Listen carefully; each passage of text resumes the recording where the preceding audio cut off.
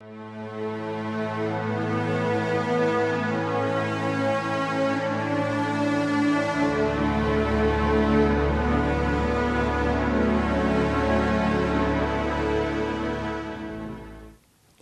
اللہ الرحمن الرحیم۔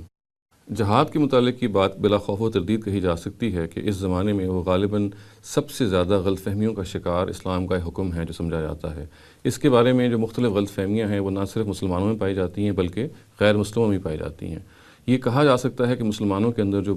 مختلف غلط فہمیاں پائی جاتی ہیں ان میں ایک بڑی نمایاں غلط فہمی یہ ہے کہ ہمارے ہاں لوگ بعض اوقات یہ کہتے ہیں کہ جہاد کی دو بنیادی قسمیں ہیں۔ ایک جہاد بالنفس، یعنی وہ جہاد جو انسان اپنی خواہشات کے خلاف کرتا ہے، اور دوسرا جہاد بالسیف، یعنی وہ جہاد جو تلوار کے ذریعے سے یا دوسرے ذرائع کے ذریعے سے انیمیز کے خلاف یا دشمنوں کے خلاف کیا جاتا ہے۔ تو سب سے پہلے تو یہ جان لینا چاہیے کہ یہ جو تقسیم ہے، یہ جو ڈسٹنکشن ہے، یہ جو اسلام کی جو پرائمری سورسز ہیں، جو اوریجنل سورسز ہیں، اس میں اس کا کوئی ذکر نہیں ہے۔ چنانچہ قرآن مجید اس تقسیم سے بالکل خالی ہے۔ اسی طریقے سے نبی صلی اللہ علیہ وسلم کی جو اوتھینٹک روایات ہیں وہ بھی اس تقسیم سے خالی ہیں۔ یہ بات ضرور ہے کہ ایک ضعیف روایت میں اس کا ذکر آ گیا ہے،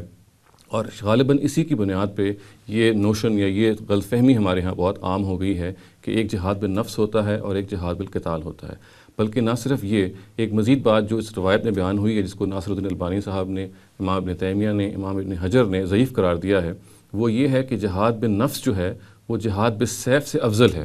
یعنی کہنے کی بات یہ ہے کہ وہ جہاد جو انسان اپنی خواہشات کے خلاف کرتا ہے وہ اس جہاد سے کہیں بہتر ہے کہ وہ جو جہاد انسان تلوار کے ذریعے سے اپنے دشمنوں کے خلاف کرتا ہے۔ تو جیسا کہ میں نے عرض کیا کہ چونکہ اس روایت کی کوئی اصل نہیں ہے، اس کی کوئی بنیاد نہیں ہے، نہ قرآن میں نہ نبی صلی اللہ علیہ وسلم کی کسی صحیح روایت میں، تو ہم اس تقسیم کو یا اس ڈسٹنکشن کو نہیں روا رکھ سکتے۔ جہاد جیسا کہ ہم قرآن مجید سے معلوم ہوتا ہے، اس کی قسمیں ضرور ہیں کہ ہم مال سے جہاد کرتے ہیں، ہم اپنے انفس سے جہاد کرتے ہیں، یعنی اپنے پرسن سے،